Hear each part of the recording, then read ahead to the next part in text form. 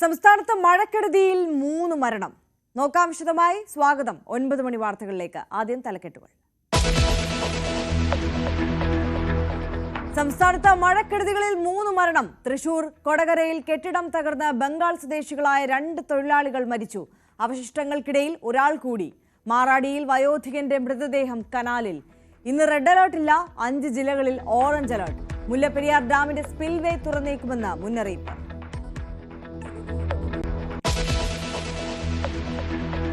ഉത്തരേന്ത്യയിലും കനത്ത മഴയും വെള്ളപ്പൊക്കവും. ഹിമാചൽ പ്രദേശിൽ ദുരിതം വിതച്ച് 3ഇടത്ത് മേഘവിസ്ഫോടനം. 9 ഇടങ്ങളിൽ മിന്നൽ പ്രളയം. 7 മരണം. അളകനന്ദ നദിയിൽ വീണ ബസ്സിലുണ്ടായിരുന്ന 9 പേർ ഒഴുക്കിൽപ്പെട്ടു.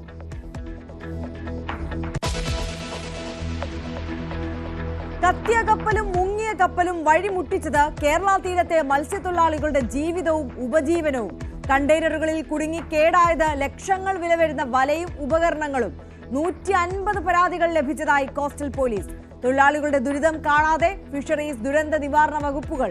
News 18 in-depth coverage. കപ്പൽ ചതി.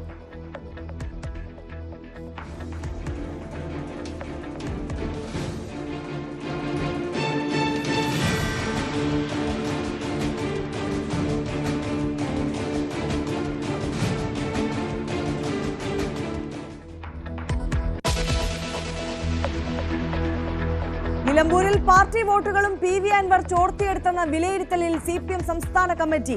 MV ഗോവിന്ദനെതിരെ ഉയർന്നത് രൂക്ഷ വിമർശനം. സംസ്ഥാന സെക്രട്ടറിയുടെ മറുപടി ഇന്ന്.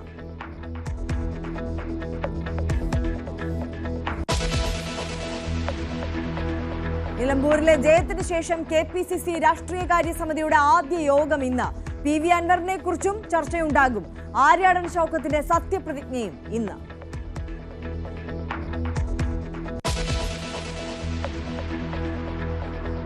കേരള സർവകലാശാല സെനറ്റ് ഹാളിൽ ഗവർണർ പങ്കെടുത്ത ചടങ്ങിനിടെയുണ്ടായ സംഘർഷത്തിൽ VCയോട് രാജ്ഭവൻ വിശദീകരണം തേടും.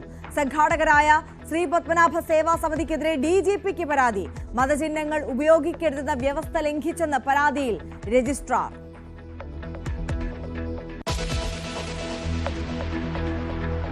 പഠനം കഴിഞ്ഞ ഹൗസ് സർജൻമാർ പോയതോടെ ഡോക്ടർമാരില്ലാതെ കോഴിക്കോട് മെഡിക്കൽ കോളേജ്. പുതിയ ബാച്ച് എത്താൻ 2 മാസം കഴിയും. PG ഡോക്ടർമാർക്ക് അമിത ഭാരം. വരും ദിവസങ്ങളിൽ ആശുപത്രി പ്രവർത്തനം താളം തെറ്റും.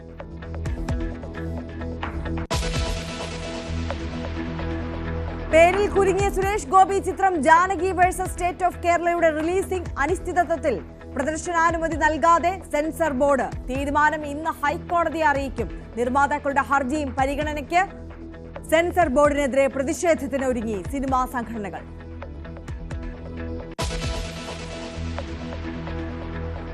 വീട് ജപ്തി ചെയ്തതിന് പിന്നാലെ ദമ്പതികളെ പെരുവഴിയിലാക്കാൻ തുനിഞ്ഞിറങ്ങി യൂണിയൻ ബാങ്ക്. ക്രൂരതയ്ക്ക് ഇരയായി നീലേശ്വരത്തെ ദമ്പതികൾ.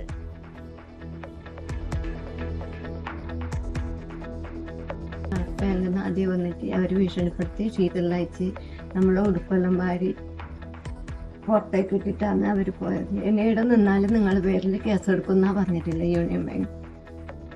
വീട്ടുവരാന്തയിൽ നിന്നും ഇറങ്ങിപ്പോകണമെന്ന് ബാങ്കിന്റെ പുതിയ ആവശ്യം. ബാങ്ക് കാറ്റിൽ പറത്തുന്നത് മുഖ്യമന്ത്രി നിയമസഭയിൽ നൽകിയ ഉറപ്പ്.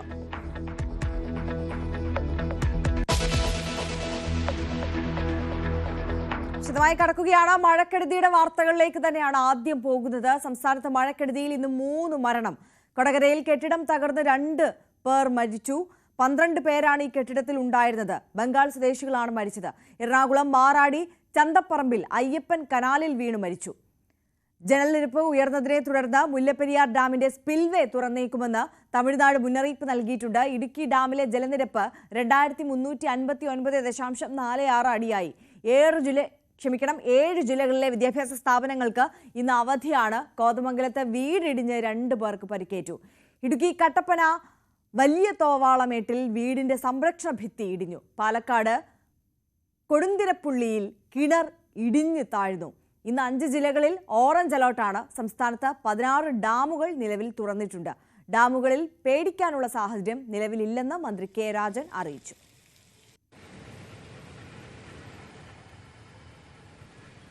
ആയിഷത്തുൽ ഷംന കൂടുതൽ വിവരങ്ങളുമായി ചേരുകയാണ്. ഷംന, നമുക്ക് കൊടകരയിലേക്ക് തന്നെ പോകാം. അവിടെ കെട്ടിടം തകർന്ന് വീണ് 3 അതിഥി തൊഴിലാളികളാണ് അപകടത്തിൽപ്പെട്ടത്. അതിൽ 2 പേരെ പുറത്തെത്തിച്ചു. അതിൽ 2 പേരും മരിച്ചു എന്നുള്ളതാണ് ഏറെ ദുഃഖകരമായ കാര്യം. ഒരാൾക്കായുള്ള തെരച്ചിൽ അത് ദുഷ്കരമാണ്, പക്ഷേ തുടർന്നുകൊണ്ടിരിക്കുകയാണല്ലേ? ആര്യ, ഇപ്പോൾ വരുന്ന റിപ്പോർട്ടുകൾ പ്രകാരം 3 പേരെയും പുറത്തെത്തിച്ചു എന്നതാണ്. ഇതിൽ 2 പേർ മരിച്ചു എന്ന അതീവ ദുഃഖകരമായ ഒരു വാർത്ത വരുന്നു. 3 പേരെയും പുറത്തെത്തിക്കാനായി എന്നതാണ് ഏറ്റവും പ്രധാനപ്പെട്ട കാര്യം. ഇന്ന് രാവിലെ 6 മണിയോടുകൂടിയായിരുന്നു കൊടകരയിൽ ഈ വീട് തകർന്ന് അപകടമുണ്ടാകുന്നത്. ഏകദേശം 2-2.5 മണിക്കൂർ നീണ്ട തെരച്ചിലിനൊടുവിൽ, രക്ഷാദൗത്യത്തിനൊടുവിൽ 3 പേരെയും പുറത്തെത്തിക്കാനായി. പക്ഷേ 2 പേരുടെ ജീവൻ നഷ്ടമായിട്ടുണ്ട്. മൂന്നാമത്തെ ആളെ ഉടൻ ആശുപത്രിയിൽ എത്തിക്കാനുള്ള നടപടികൾ നടന്നുകൊണ്ടിരിക്കുകയാണ്. ആശുപത്രിയിൽ പ്രവേശിപ്പിക്കുന്ന കാര്യങ്ങളൊക്കെ നടന്നുകൊണ്ടിരിക്കുകയാണ്. ഈ 2ാമത്തെ ആളെ ആദ്യം കണ്ടെടുത്തത് രൂപൽ എന്ന അതിഥി തൊഴിലാളിയെ ആയിരുന്നു. ഇയാൾ മരിച്ചു. ഒപ്പം തന്നെ 2ാമത്തെ ആള് രാഹുലിനായുള്ള തെരച്ചിൽ ഷംനയാണ് വിവരങ്ങൾ നൽകുന്നത്. ഷംന, ഇപ്പോൾ ഏറ്റവും പുതിയ വിവരം 3 മരണം സ്ഥിരീകരിക്കുന്നതാണ്. 3 പേരും മരിച്ചു എന്ന വാർത്തയാണ് പുറത്തു വരുന്നത്. അതായത് 3 പേര്, രാഹുൽ, രൂപൽ, ഒപ്പം ആലിം, ഈ 3 അതിഥി തൊഴിലാളികളായിരുന്നു കെട്ടിടത്തിനടിയിൽപ്പെട്ടത്. ഇപ്പോൾ 3 പേരെയും മരിച്ച നിലയിലാണ് പുറത്തെടുക്കാനായി എന്നതാണ്. രണ്ടാമത് പുറത്തെടുത്ത രാഹുലിന് ജീവൻ ഉണ്ടായിരുന്നു, ചെറിയ അനക്കമുണ്ടായിരുന്നു. പക്ഷേ പിന്നീട് ഉടൻ തന്നെ മരണം സ്ഥിരീകരിക്കുകയായിരുന്നു. ഇന്ന് രാവിലെ 6 മണിക്കാണ് ഈ നാടിന് നടുക്കിയ ഒരു അപകടം ഉണ്ടാകുന്നത്. ഈ ഏകദേശം 50 വർഷത്തോളം പഴക്കമുള്ള ഇരുനില കെട്ടിടം, അതിഥി തൊഴിലാളികൾ കൂട്ടത്തോടെ താമസിച്ചിരുന്ന ഇരുനില കെട്ടിടം, ഇത് തകർന്നു വീഴുകയായിരുന്നു. രാവിലെ 6 മണിക്ക് ഈ തൊഴിലാളികൾ ജോലിക്ക് വേണ്ടി പുറത്തിറങ്ങുന്ന സമയത്തായിരുന്നു അപകടം ഉണ്ടായിരുന്നത്. 12 പേര് ഉണ്ടായിരുന്നു ഈ കെട്ടിടത്തിൽ. ഇതിൽ ബാക്കിയുള്ളവർ ഓടി രക്ഷപ്പെട്ടു. 9 പേരും ഓടി രക്ഷപ്പെട്ടു. പക്ഷേ ഈ 3 പേർക്ക് മുകളിലൂടെ ഈ കെട്ടിടം വന്ന് പതിക്കുകയായിരുന്നു.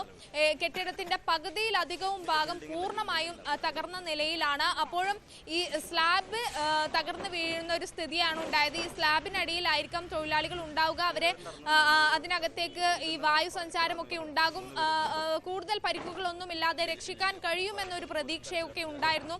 പക്ഷേ പുറത്തെടുക്കുമ്പോൾ 3 പേരും മരിച്ചു എന്ന ദുഃഖകരമായ വാർത്തയാണ് വരുന്നത്. ഒപ്പം തന്നെ ഈ സ്ലാബ് മാറ്റുന്നത് ഏറെ ദുഷ്കരമായ ഒരു പ്രവൃത്തിയായിരുന്നു. കാരണം സ്ലാബ് പകുതിയും ഇടിഞ്ഞു താഴാറായ ഒരു അവസ്ഥയിൽ തന്നെയായിരുന്നു. അതുകൊണ്ട് ആ സ്ലാബ് നീക്കം ചെയ്യുമ്പോൾ വീണ്ടും അത് തകർന്ന് ഈ തൊഴിലാളികൾക്ക് മറ്റ് അപകടങ്ങൾ സംഭവിക്കുമോ എന്നൊരു ഭയമൊക്കെ ഉണ്ടായിരുന്നു. പിന്നീട് ഫയർഫോഴ്സും നാട്ടുകാരും ഒക്കെ ഏറെ നേരം പരിശ്രമിച്ചെങ്കിൽ കൂടി പിന്നീട് JCB എത്തിയാണ് ഈ സ്ലാബ് ഒടിച്ചു മാറ്റുന്നത്. അതിനുശേഷം ഈ സ്ലാബ് മാറ്റിയപ്പോഴാണ് അതിനകത്ത് പൈപ്പുകളും മറ്റ് മരങ്ങളും അടക്കമുള്ള വസ്തുക്കൾ കുടുങ്ങിക്കിടക്കുന്നുണ്ട്. അതായത് അതിനകത്തായിരുന്നു പിന്നീട് ഈ 3ാമത്തെ ആള് ആലിം ഉണ്ടായിരുന്നത്. അങ്ങനെ ഈ സ്ലാബ് മാറ്റി ആദ്യഘട്ടത്തിൽ തന്നെ സ്ലാബ് അല്പം നീക്കിയപ്പോൾ ആദ്യത്തെ ആളെ കണ്ടെടുക്കാനായി രൂപലിനെ കണ്ടെത്തി. പിന്നീട് രൂപലിനെ ആശുപത്രിയിൽ എത്തിച്ചു. അതിനുശേഷം അല്പം കൂടി ഈ സ്ലാബ് നീക്കിയതിന് ശേഷമാണ് രാഹുലിനെ കണ്ടെത്തുന്നത്. രാഹുലിന് ആദ്യഘട്ടത്തിൽ അല്പം ജീവൻ ഉണ്ടായിരുന്നു, ചെറിയ അനക്കമൊക്കെ ഉണ്ടായിരുന്നു. പക്ഷെ പിന്നീട് ഉടൻ തന്നെ മരണം സ്ഥിരീകരിച്ചു. ഈ സ്ലാബ് പൂർണ്ണമായും ഏറെക്കുറെ സ്ലാബ് മാറ്റിയതിന് ശേഷം അതിനകത്തുള്ള പൈപ്പുകളും മറ്റു മരങ്ങളും ഒക്കെ അതിന് അടിയിലായിരുന്നു ഈ 3ാമത്തെ ആള് ആലിം ഉണ്ടായിരുന്നത്. ഇപ്പോൾ ആലിമും മരിച്ചു. ആലിമിനെ പുറത്തെടുത്തു. ആലിമിനും ജീവൻ നഷ്ടമായി എന്ന ഒരു വാർത്തയാണ് വരുന്നത്. എന്തായാലും ഈ കെട്ടിടത്തിന് വർഷങ്ങളോളം പഴക്കമുള്ള ഒരു കെട്ടിടമാണ്. ഇതിന്റെ ഫിറ്റ്നസ് അടക്കമുള്ള കാര്യങ്ങൾ ഉറപ്പുവരുത്തിയിരുന്നോ, ഇതൊക്കെ നോക്കിയിരുന്നു എന്ന കാര്യത്തിലൊക്കെ ഇനി നമുക്ക് കൂടുതൽ വ്യക്തത ലഭിക്കേണ്ടതുണ്ട്. എന്തായാലും 12ഓളം അതിഥി തൊഴിലാളികൾ താമസിച്ചിരുന്ന, പശ്ചിമബംഗാൾ സ്വദേശികൾ താമസിച്ചിരുന്ന കെട്ടിടമാണ് ഇന്ന് 6 മണിയോടുകൂടി തകർന്നു വീണത്. ഈ സമീപത്ത് കഴിഞ്ഞ കുറച്ച് ദിവസങ്ങളിലായി അതിശക്തമായ മഴയുണ്ടായിരുന്നു. ഈ മഴയെ തുടർന്നാണ് ഇത്രയും വർഷം പഴക്കമുള്ള ഈ ചെങ്കൽ കൊണ്ട് നിർമ്മിച്ച ഈ കെട്ടിടം തകർന്നു വീണത് എന്നാണ് ഇപ്പോൾ പ്രാഥമിക ഘട്ടത്തിൽ മനസ്സിലാകുന്നത്. ഒപ്പം തന്നെ സമീപത്തെ മരങ്ങളും മറ്റു പൈപ്പുകളും ഒക്കെ വീണിട്ടുണ്ട്.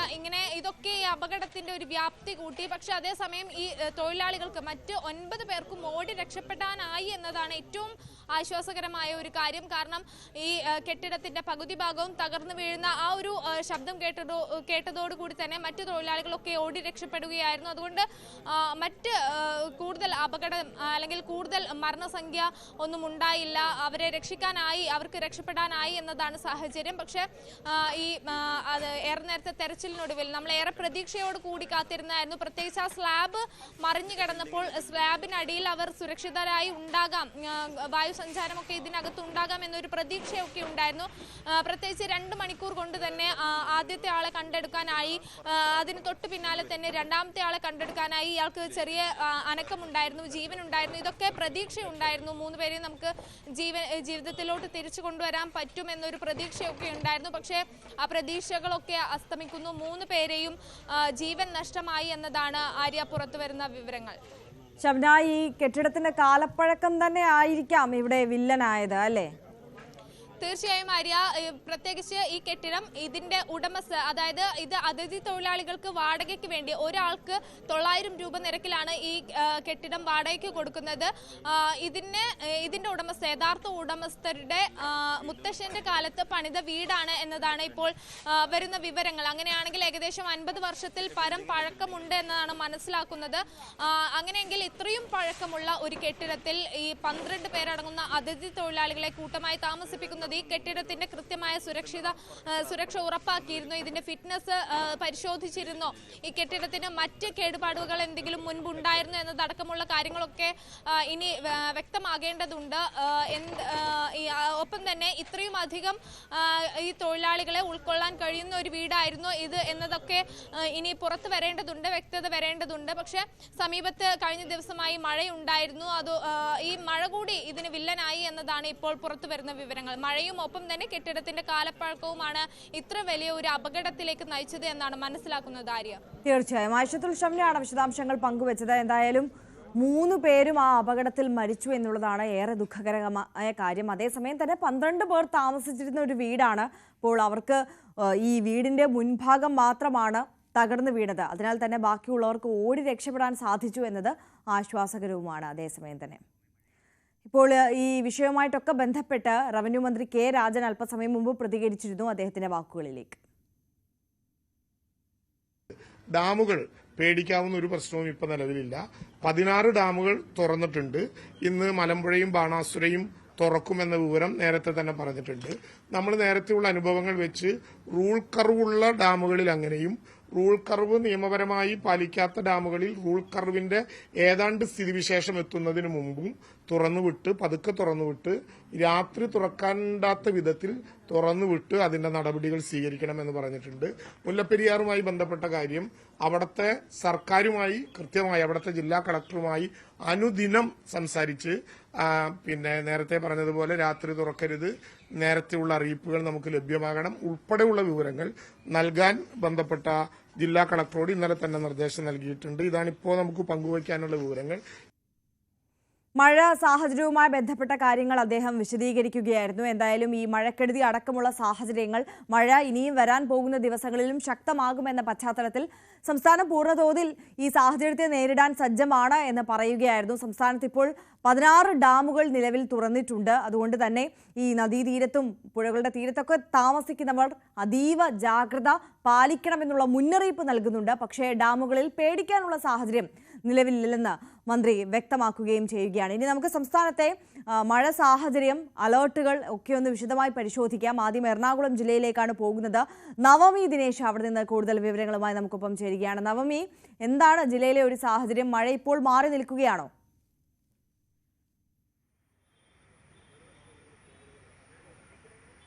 ആര്യ, നമ്മൾ രാവിലെ കണ്ടപ്പോൾ തന്നെ ലൈവിൽ തന്നെ പറഞ്ഞിരുന്നു എറണാകുളം ജില്ലയിൽ മഴ മാറി നിൽക്കുന്ന സാഹചര്യമാണെന്ന്. എന്തായാലും മണിക്കൂറുകൾ പിന്നിടുമ്പോൾ അത് തെളിഞ്ഞ കാലാവസ്ഥ തന്നെയാണ്. പക്ഷേ എപ്പോൾ വേണമെങ്കിലും മഴ പ്രതീക്ഷിക്കാം. ഇന്ന് എറണാകുളം ജില്ലയിൽ ഓറഞ്ച് അലേർട്ടാണ്. വിദ്യാഭ്യാസ സ്ഥാപനങ്ങൾക്കുൾപ്പെടെ അവധി ഇന്നലെ തന്നെ കളക്ടർ പ്രഖ്യാപിക്കുകയും ചെയ്തു. ഒരു മരണ വാർത്ത റിപ്പോർട്ട് ചെയ്തിട്ടുണ്ടെന്നാണ് ഏറ്റവും വിഷമിപ്പിക്കുന്ന കാര്യം. മാറാടി പഞ്ചായത്തിലെ 2ാം വാർഡിലെ കനാലിൽ വീണ് മധ്യവയസ്കൻ മരിച്ചു എന്നതാണ്. അയ്യപ്പനാണ് മരിച്ചത്. 20 അടിയോളം താഴ്ചയിലുള്ള കനാലിൽ വീണ് എന്നാണ് നാട്ടുകാർ പറയുന്നത്. ഇത് വെള്ളക്കെട്ട് കാരണം ഈ കനാല് നിറഞ്ഞൊഴുകിയിരുന്നു. അത് അദ്ദേഹം കാണാത്തത് കൊണ്ടാണ് അതിൽ വീണ് മരിക്കുന്ന സാഹചര്യം ഉണ്ടായത്. അതോടൊപ്പം കോതമംഗലത്തിന് സമീപം വെറ്റിലപ്പാറയിൽ വീട് നിലംപൊത്തി 2 പേർക്ക് പരിക്കേറ്റു. ഇവരെ കളമശ്ശേരി മെഡിക്കൽ കോളേജിൽ കൊണ്ടുവന്നു. 2 പേർക്കും കുറച്ച് ഗുരുതരമായിട്ടുള്ള പരിക്കുകളാണ്.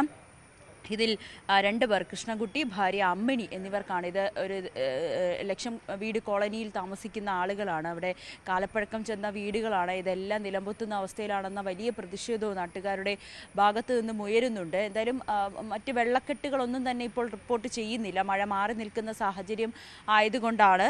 ഒപ്പം ഭൂതത്താൻ കെട്ടിൻ്റെ 11 ഷട്ടറുകൾ തുറന്നിട്ടുണ്ട്. മണികണ്ഠൻ ചപ്പാത്തിൽ വെള്ളം ഉണ്ട്. യാത്രക്കാർക്ക് ഇപ്പോഴും വഞ്ചി ആശ്രയിക്കുന്ന സാഹചര്യമാണ്. കഴിഞ്ഞ ദിവസമൊക്കെ അവിടെ മുങ്ങി ഒരാൾ മരിക്കുന്ന സാഹചര്യമൊക്കെ ഉണ്ടായിരുന്നു. അങ്ങനെ ആണ് മലയോര മേഖലകളിലൊക്കെ ഇത്തരത്തിലുള്ള റിപ്പോർട്ടുകൾ പുറത്തു വരുന്നുണ്ട്. തീരദേശ മേഖലയിലുള്ളവർക്കും ജാഗ്രതാ നിർദ്ദേശം നൽകിയിട്ടുണ്ട്.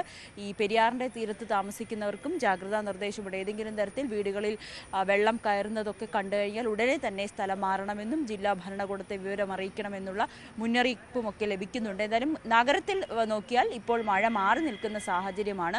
മറ്റ് അനിഷ്ട സംഭവങ്ങളൊന്നും തന്നെ റിപ്പോർട്ട് ചെയ്തിട്ടുമില്ല. ആര്യ. ശരി, നവമി ദിനേശാണ് എറണാകുളം ജില്ലയിലെ സാഹചര്യങ്ങൾ പങ്കുവച്ചത്. എന്തായാലും ജില്ലയിൽ മഴക്കെടുതിയിൽ ഒരു മരണം റിപ്പോർട്ട് ചെയ്യുന്നുണ്ട് എന്നതാണ് ഏറെ ദുഃഖകരമായ സാഹചര്യം.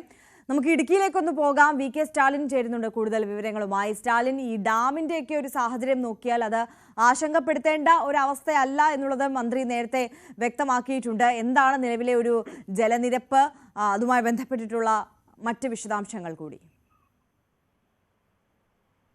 ആര്യ, മഴ ഇന്ന് നമ്മൾ രാവിലെ ഈ കാര്യങ്ങൾ ചർച്ച ചെയ്യുമ്പോൾ തന്നെ മഴ അല്പം ശക്തമായി തന്നെ ഉണ്ടായിരുന്നു. എന്നാൽ ഇപ്പോൾ ഇന്ന് രാവിലെ മുതൽ മഴ ഇപ്പോൾ കുറച്ച് മാറി നിൽക്കുന്ന ഒരു സാഹചര്യമുണ്ട്. എങ്കിലും കിഴക്കൻ മേഖലകളിലെല്ലാം മഴ രാത്രികളിലെല്ലാം മഴ വളരെ ശക്തമായിരുന്നു. പ്രത്യേകിച്ചും ഏലപ്പാറ, ഉപ്പുതറ, അയ്യപ്പൻകോവിൽ തുടങ്ങിയിട്ടുള്ള ജില്ലയുടെ കിഴക്ക് ഭാഗങ്ങളിലെല്ലാം.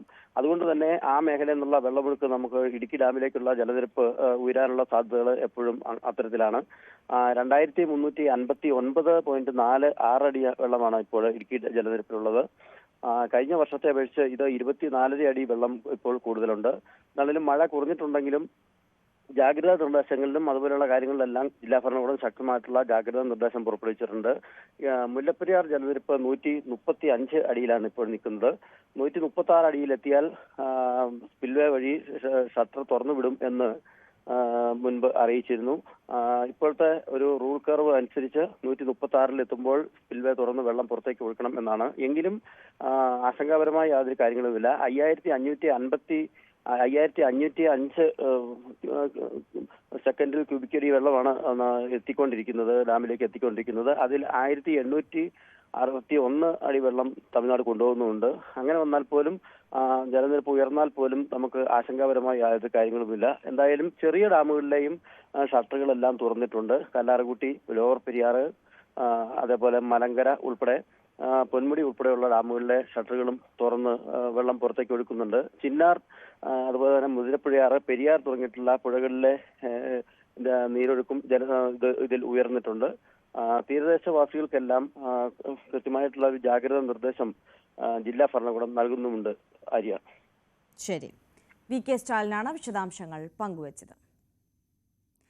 കേരളത്തിൽ മാത്രമല്ല ഉത്തരേന്ത്യയിലും കനത്ത മഴ തുടരുകയാണ്. ഹിമാചൽ പ്രദേശിലെ കാംഗ്രയിലുണ്ടായ കനത്ത മഴയിലും വെള്ളപ്പൊക്കത്തിലും 5 പേർ മരിച്ചു. 20-ലധികം പേരെ കാണാതാവുകയും ചെയ്തു. ഇവർക്കായുള്ള രക്ഷാപ്രവർത്തനം തുടരുകയാണ്. ഹിമാചൽ പ്രദേശിൽ ഇതുവരെ 3 മേഘവിസ്ഫോടനങ്ങളും 7 മിന്നൽ പ്രളയങ്ങളും ഉണ്ടായതായി അധികൃതർ വ്യക്തമാക്കി.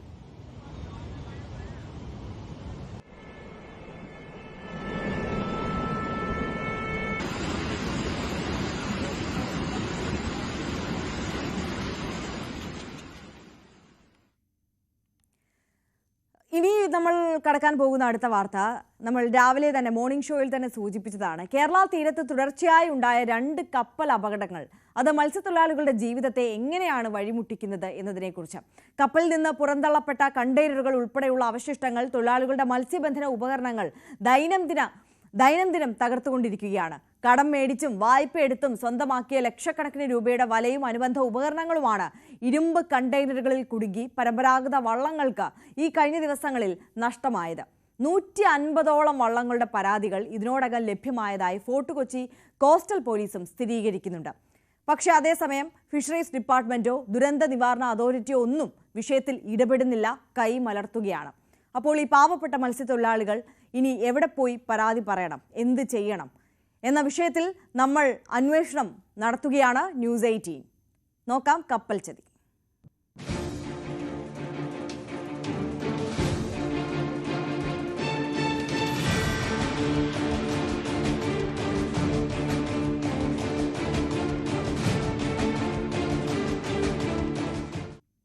പരമ്പരാഗത മത്സ്യബന്ധന മേഖലയിൽ അല്പമെങ്കിലും വരുമാനം കിട്ടുന്ന കാലമാണ് ട്രോളിംഗ് നിരോധന കാലം.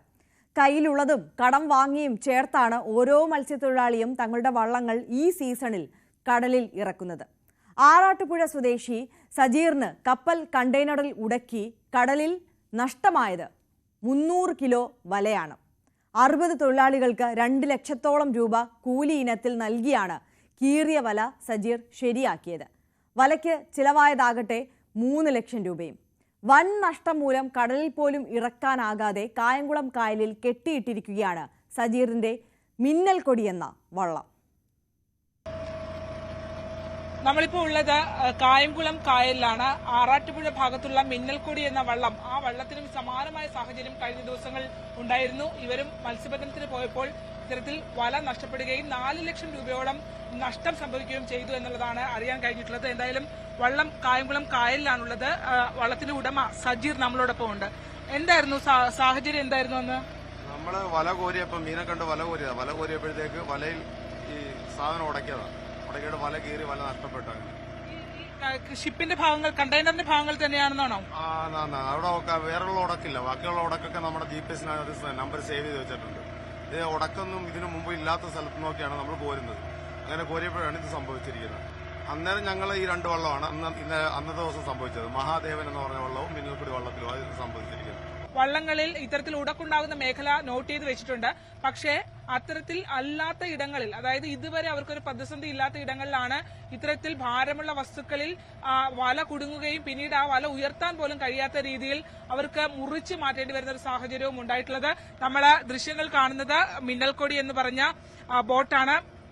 ഈ ബോട്ട് ഇപ്പോൾ ഏകദേശം ഒരാഴ്ച കാലമായി പണിക്ക് പോകാൻ കഴിയാത്ത സാഹചര്യത്തിൽ ഇവരുടെ കായംകുളം കായൽ കെട്ടിയിട്ടിരിക്കുകയാണ്. ഫിഷറീസ് ഡിപ്പാർട്ട്മെന്റിനെ ഇവരെല്ലാവരും തന്നെ സമീപിച്ചിട്ടുണ്ട്. പക്ഷേ കൃത്യമായൊരു മറുപടി ഈ വിഷയം എങ്ങനെ പരിഹരിക്കും എന്നതിനെ സംബന്ധിച്ച് അവർക്ക് നൽകാൻ കഴിയുന്നില്ല എന്നുള്ളതാണ് ദുഃഖകരം. എന്തായാലും സർക്കാർ ഈ വിഷയം വളരെ ഗൌരവത്തോടുകൂടി ശ്രദ്ധയിൽപ്പെടുത്തണം. വളരെ ശോചനീയമായ സാഹചര്യത്തിലൂടെയാണ് കേരള തീരത്ത് മത്സ്യത്തൊഴിലാളികൾ കടന്നുപോകുന്നത്. ജീവിതത്തിന്റെ രണ്ടറ്റവും കൂട്ടിമുട്ടിക്കാൻ ഓരോ മത്സ്യത്തൊഴിലാളിയും പെടാപ്പാട് പെടുകയാണ്. അതിനിടയിലാണ് കപ്പൽ അപകടത്തിന്റെ അവശേഷിപ്പുകൾ അവരെ കാര്യമായി ബാധിച്ചിരിക്കുന്നത്.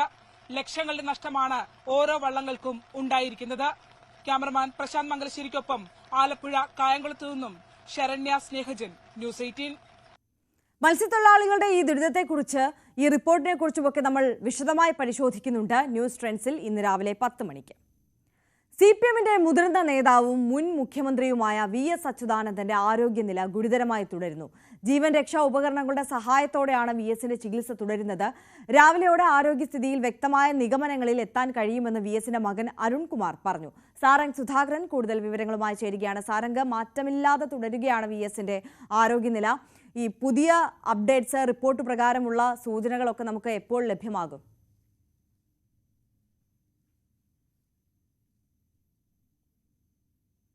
സാരംഗ് കേൾക്കുന്നുണ്ടോ? ആര്യ, ഇന്ന് ചേരുന്ന മെഡിക്കൽ ബോർഡിലാണ് VSന്റെ ആരോഗ്യസ്ഥിതി തുടർന്ന് വിലയിരുത്തുക. അതിനുശേഷമായിരിക്കും മെഡിക്കൽ ബുള്ളറ്റിൻ പുറത്തിറക്കുക. ആശുപത്രിയിൽ അതിതീവ്ര പരിചരണ വിഭാഗത്തിൽ പ്രവേശിപ്പിച്ചതിന് ശേഷം 72 മണിക്കൂറിന് ശേഷമായിരിക്കും ആരോഗ്യസ്ഥിതി പൂർണ്ണമായും വിലയിരുത്താൻ കഴിയുക എന്നായിരുന്നു ഡോക്ടർമാർ ആദ്യം തന്നെ അറിയിച്ചത്. 72 മണിക്കൂർ ഇന്ന് അവസാനിക്കും. അതിനുശേഷം വിദഗ്ധ ഡോക്ടർമാരടങ്ങുന്ന സംഘമായിരിക്കും ഇത്തരത്തിൽ VSന്റെ ആരോഗ്യസ്ഥിതി ഇന്ന് വിലയിരുത്തുക. അതിനുശേഷം ചേരുന്ന മെഡിക്കൽ ബോർഡായിരിക്കും ഇത്തരത്തിൽ ആരോഗ്യസ്ഥിതി വിലയിരുത്തിയതിനു ശേഷം മെഡിക്കൽ ബുള്ളറ്റിൻ പുറത്തിറക്കുക. അതിനുശേഷം മാത്രമേ നമുക്ക് VSന്റെ ആരോഗ്യസ്ഥിതി എത്രത്തോളം മെച്ചപ്പെട്ടു, അതല്ലെങ്കിൽ അതേ സ്ഥിതി തന്നെ തുടരുകയാണോ എന്നുള്ള കാര്യം വ്യക്തമാവുകയുള്ളൂ. നിലവിലറിയുന്ന വിവരങ്ങളുടെ അടിസ്ഥാനത്തിൽ അതിതീവ്ര വിഭാഗത്തിൽ ഇത്തരത്തിൽ ജീവൻ രക്ഷാ മരുന്നുകളുടെയും വെന്റിലേറ്ററിന്റെയും സഹായത്തോടു കൂടിയാണ് ജീവൻ നിലനിർത്തുന്നതെന്നാണ് നമുക്കറിയുന്ന വിവരം. തുടക്കത്തിൽ തന്നെ ആശുപത്രിയിൽ പ്രവേശിപ്പിച്ച ഉടൻ തന്നെ ഉണ്ടായിരുന്ന അതേ സ്ഥിതി തന്നെ തുടരുന്നു. നേരിയൊരു വ്യത്യാസം മാത്രമേ നിലവിൽ അതിനുശേഷം ഒരു മാറ്റം ഉണ്ടായിട്ടുള്ളൂ. അല്ലാത്ത വിധത്തിൽ പ്രായാധിക്യം മൂലമുള്ള ബുദ്ധിമുട്ടുകളും അതിനൊപ്പം തന്നെ ഹൃദയാഘാതം, അതിനു മുൻപ് ഉണ്ടായ പക്ഷാഘാതത്തിന്റെയൊക്കെ ബുദ്ധിമുട്ടുകൾ അദ്ദേഹം നേരിടുന്നുണ്ട്. അല്ലാത്ത രീതിയിൽ പറയുകയാണെന്നുണ്ടെങ്കിൽ ഇന്ന് പുറത്തു വരുന്ന മെഡിക്കൽ ബുള്ളറ്റിൻ വഴിയാണ് നമുക്ക് കൂടുതൽ വിവരങ്ങൾ ലഭ്യമാവുകയുള്ളൂ. ആര്യ. യെസ്, സാരംഗ് സുധാകരനാണ് വിശദാംശങ്ങൾ പങ്കുവച്ചത്. മടങ്ങിയെത്താം ഇടവേളയ്ക്ക് ശേഷം.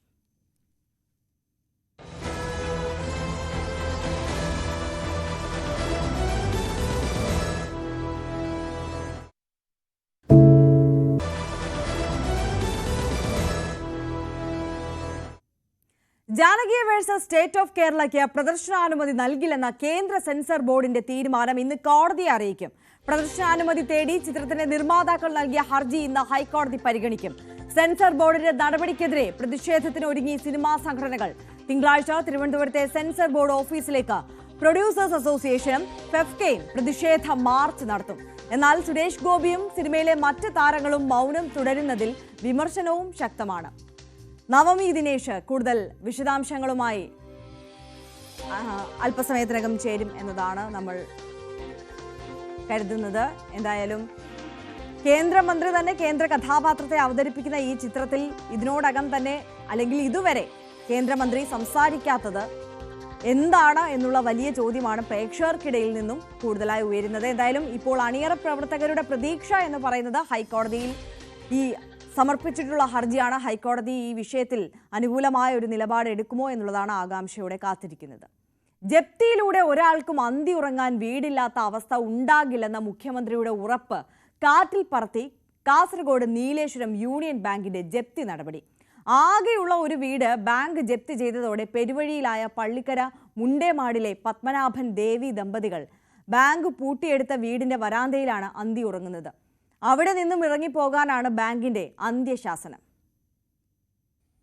ഇറങ്ങിപ്പോകാൻ മറ്റിടങ്ങളില്ലാത്ത പത്മനാഭനും ദേവിയും വീടിന് പുറത്ത് പ്ലാസ്റ്റിക് ഷീറ്റിട്ട താൽക്കാലിക ഷെഡിലും വരാന്തയിലുമാണ് കഴിയുന്നത്.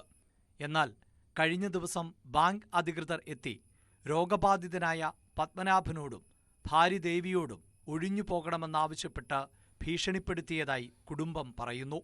മകളുടെ വിവാഹാവശ്യത്തിനും വീടിന്റെ അറ്റകുറ്റപ്പണിക്കുമായാണ് 2016 പള്ളിക്കര മുണ്ടേമാടിലെ കുടുംബം 16 ലക്ഷം രൂപ വായ്പയെടുത്തത്. 13 ലക്ഷത്തോളം രൂപ തിരിച്ചടച്ചതായി കുടുംബം പറയുന്നു. വിദേശത്തായിരുന്ന മകൻ ജോലി നഷ്ടപ്പെട്ട് നാട്ടിലേക്ക് തിരിച്ചുവന്നതും പത്മനാഭൻ രോഗബാധിതനായതും പിന്നീട് തിരിച്ചടവിന് പ്രതിസന്ധിയായി. മുതലും പലിശയും ഉൾപ്പെടെ 25 ലക്ഷത്തോളം രൂപ കുടിശ്ശികയുള്ളതായാണ് ബാങ്കിന്റെ അറിയിപ്പ്. ഇത്രയും വലിയ തുക തിരിച്ചടയ്ക്കാൻ കഴിയാതെ നിസ്സഹായരായി കഴിയുകയാണ് നിർധന കുടുംബം. മോളെ കല്യാണത്തിന് വേണ്ടിയിട്ട് വീട് റിപ്പയർ ചെയ്യാനും മോളെ കല്യാണത്തിനും വേണ്ടിയിട്ട് എടുത്തതാണ്. 13 ലക്ഷം നമ്മൾ അടച്ചു. ഇപ്പൊ മോൻ ഗൾഫിലുണ്ടായിരുന്നു. മോനാന്ന് ഇതുവരെ ഇല്ലതെല്ലാം അടച്ചിന്. അച്ഛനും മോനും കൂടിയിട്ടാണ് അടച്ചത്. അപ്പോ ബാക്കി അച്ഛന് സുഖമില്ലാതായി. മോൻ ഗൾഫിൽ നിന്ന് വന്നു. പ്രളയം, പിന്നെ കൊറോണ എല്ലാം വന്നിട്ടാണ് എല്ലാവരും നാട്ടിലായി. ആർക്കും ഒരു പണിയില്ലാതായി. അങ്ങനെയാണ് ഈ അടവ് മുടങ്ങിയത്. ഇപ്പൊ നമുക്കൊരു രക്ഷയില്ല. ബാങ്ക് വന്നിട്ട് എപ്പം ഭീഷണിപ്പെടുത്തുന്നു. ഷീറ്റ് കെട്ടിയിട്ട് 2023 മെയ് 17 നമ്മളെ പൂട്ടി പുറത്താക്കിയ ബാങ്ക്. ഇപ്പൊ ഷീറ്റ് കെട്ടിയിട്ട് പുറത്ത് താമസിച്ചോണ്ട് അപ്പൊ ഇന്നലെ ബാങ്കിൽ നിന്ന് ആദ്യം വന്നിട്ട് അവര് ഭീഷണിപ്പെടുത്തി ഷീറ്റെല്ലാം അയച്ച് നമ്മളെ ഉടുപ്പെല്ലാം വാരി പുറത്തേക്ക് ഇട്ടിട്ടാണ് അവര് പോയത്. എന്നീടെ നിന്നാലും നിങ്ങളുടെ പേരിൽ കേസെടുക്കുന്ന പറഞ്ഞിട്ടില്ല യൂണിയൻ ബാങ്ക്. 20 സെന്റ് സ്ഥലവും വീടുമാണ് യൂണിയൻ ബാങ്ക് ജപ്തി ചെയ്തിട്ടുള്ളത്. വാതിൽ സീൽ ചെയ്ത ബാങ്ക് അധികൃതർ വീടിനകത്തുണ്ടായിരുന്ന വസ്ത്രങ്ങളും മറ്റു വസ്തുക്കളും പുറത്ത് വലിച്ചെറിഞ്ഞതായും കുടുംബം ആരോപിക്കുന്നു. നിലവിലെ അവസ്ഥയിൽ പോകാൻ ഒരു ഇടമില്ലാതെ ഇനി എന്ത് ചെയ്യണം എന്നറിയാതെ ആധിയോടെ കഴിയുകയാണ് നിർധനരായ ഈ കുടുംബം. KV Baiju, news 18 Kasaragod. KV Baiju ഇപ്പോൾ കൂടുതൽ വിവരങ്ങളുമായി നമുക്കൊപ്പം ചേരുകയാണ്. ബൈജു, ഇത് വല്ലാത്തൊരവസ്ഥയാണ്. നമ്മുടെ നാട്ടിൽ ഇനി ഇത്തരത്തിൽ ജനങ്ങളെ, സാധാരണക്കാരായ മനുഷ്യരെ ഇത്തരത്തിൽ തെരുവിലേക്ക് ഇറക്കി വിടരുത്, ആ നടപടിയൊക്കെ അവസാനിപ്പിക്കണമെന്ന് നിയമസഭയിൽ തന്നെ മുഖ്യമന്ത്രി പറഞ്ഞ സാഹചര്യമൊക്കെ ഉണ്ട്. പക്ഷേ മുഖ്യമന്ത്രിയുടെ ആ നിർദ്ദേശവും ഉത്തരവും ഒക്കെ കാറ്റിൽ പറത്തിക്കൊണ്ടാണ് യൂണിയൻ ബാങ്ക് ഇവിടെ ഈ വൃദ്ധ ദമ്പതികളെ തെരുവിലേക്ക് ഇറക്കുന്നത്? അവരെ ആ വീട് പൂട്ടി അതിന് പുറത്താക്കി താൽക്കാലികമായി ആ വീടിൻ്റെ വരാന്തയിൽ അന്തി ഉറങ്ങാമെന്ന് വിചാരിച്ചാൽ അതിനും സമ്മതിക്കുന്നില്ല എന്നതാണ് സാഹചര്യം. നിരന്തരം ഭീഷണിപ്പെടുത്തുന്നു. ഇത്തരത്തിൽ ഭീഷണിപ്പെടുത്താനുള്ള അധികാരമൊക്കെ ഇവർക്ക് ആരാണ് കൊടുത്തത് എന്നതും വലിയ ചോദ്യമാണല്ലേ?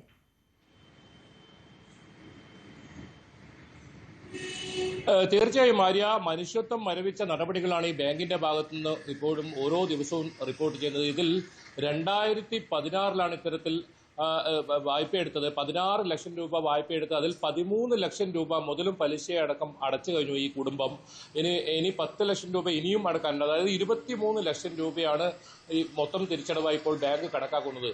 ഈ ആര് സൂചിപ്പിച്ചതുപോലെ തന്നെ മുഖ്യമന്ത്രി പ്രത്യേകിച്ച് പറഞ്ഞിട്ടുണ്ട്, ഈ ഇത്തരത്തിലുള്ള വായ്പകൾക്ക് ഈ വീടും അതുപോലെ തന്നെ സ്ഥലവുമാണ് ഈട് വെക്കുന്നതെങ്കിൽ വീട് ഒരു കാരണവശാലും ജപ്തി ചെയ്യരുത് എന്ന ഒരു നിർദ്ദേശം നൽകിയിട്ടുണ്ട്. അതിനെല്ലാം കാറ്റിൽ പറത്തിയാണ് ഈ കുടുംബത്തെ ഇത്തരത്തിൽ വഴിയാധാരമാക്കിയിരിക്കുന്നത്, പെരുവഴിയിലേക്ക് ഇറക്കിവിട്ടത്. ആര് സൂചിപ്പിച്ചതുപോലെ തന്നെ ഇവർ ഈ വീടിന് സമീപത്ത് പ്ലാസ്റ്റിക് ഷീറ്റിട്ട് താൽക്കാലികമായി കഴിയുന്ന ഒരു സാഹചര്യമാണ് ഉണ്ടായത്. അതും കഴിഞ്ഞ ദിവസം ബാങ്ക് അധികൃതർ എത്തി ഒഴിഞ്ഞു പോകണമെന്ന ഒരു ആവശ്യമാണ് ഇപ്പോൾ മുന്നോട്ട് വെച്ചിട്ടുള്ളത്. 20 സെന്റ് സ്ഥലവും അതുപോലെ തന്നെ വീടും ഇവരുടെ മകളുടെ വിവാഹ ആവശ്യത്തിനും അതുപോലെ തന്നെ വീടിന്റെ അറ്റകുറ്റ ജോലിക്കും മറ്റുമായാണ് ഈ വായ്പ എടുത്തിരുന്നത്. നേരത്തെ റിപ്പോർട്ടിൽ സൂചിപ്പിച്ചതുപോലെ തന്നെ ഇവർക്ക് ഈ മകൻ വിദേശത്ത് നിന്നും തൊഴിൽ നഷ്ടപ്പെട്ട് നാട്ടിലേക്ക് വരിക. ഇദ്ദേഹം ഇപ്പോൾ ഒരു ഓട്ടോ ഡ്രൈവറാണ്. ഇയാളുടെ അച്ഛൻ പത്മനാഭൻ എന്ന് പറയുന്ന ആൾക്ക് രോഗബാധിതനാണ്. അയാൾ കിടപ്പിലാവുന്ന ഒരു അവസ്ഥയിലാണുള്ളത്. അതുകൊണ്ട് തന്നെ ഇവർക്ക് തിരിച്ചടവ് കുറച്ച് മുടങ്ങി. അതാണ് ഇവർക്ക് ഏറ്റവും വലിയ പ്രശ്നമായത്. ഈ വീട്ടിലുണ്ടായിരുന്ന മുഴുവൻ വസ്തുക്കളും അതുപോലെ തന്നെ ഈ വസ്ത്രങ്ങളും ഒക്കെ വലിച്ച് പുറത്തെറിഞ്ഞ് വീട് പൂട്ടി സീൽ ചെയ്ത ഒരവസ്ഥയാണുള്ളത്. ഇവർക്ക് ഇപ്പോൾ വരാന്തയിലോ അതല്ല ഈ പരിസരത്ത് ഷെഡ് കെട്ടി പ്ലാസ്റ്റിക് ഷെഡ് കെട്ടിയോ താമസിക്കാൻ പോലും കഴിയാത്ത ഒരു സാഹചര്യം തന്നെയാണുള്ളത്. വല്ലാത്തൊരു ദുരവസ്ഥയിലാണ് ഈ കുടുംബം കടന്നു പോകുന്നത്. എന്തായാലും ഈ പ്രശ്നത്തിൽ സർക്കാരിന്റെ ഭാഗത്തുനിന്നും അതുപോലെ മറ്റു അധികൃതരുടെ ഭാഗത്തുനിന്നും അടിയന്തരമായ ഒരു ഇടപെടൽ ഉണ്ടാവുമെന്ന് തന്നെയാണ് നമ്മളും പ്രതീക്ഷിക്കുന്നത്. ഒരു കുടുംബത്തെയും ഇത്തരത്തിൽ ഇറക്കി വിടരുത്, അല്ലെങ്കിൽ പെരുവഴിയിലാക്കരുത്. അതിനുള്ള മാർഗങ്ങൾ കണ്ടെത്തണം. 20 സെന്റ് സ്ഥലമുണ്ട്, അതോടൊപ്പം വീടുമാണ്. ഇനി 10 ലക്ഷം രൂപയാണ് ഇവർക്ക് ഇനി തിരിച്ചടക്കാൻ വേണ്ടി ബാങ്ക് ആവശ്യപ്പെടുന്നത്. ഏതായാലും ഇതിൽ ഇളവുകൾ വരുത്തി ഇവർക്ക് അനുകൂലമായ ഒരു തീരുമാനം ബാങ്കിന്റെ ഭാഗത്തു നിന്നും ഉണ്ടാവും തന്നെയാണ്. ജനപ്രതിനിധികൾ ആരെങ്കിലും ഇവരുടെ അടുത്തേക്ക് ഈ ദുരവസ്ഥ കണ്ടിട്ട് എത്തിയിട്ടുണ്ടോ? അവർക്ക് എന്തെങ്കിലും സഹായമൊക്കെ വാഗ്ദാനം ചെയ്തിട്ടുണ്ടോ?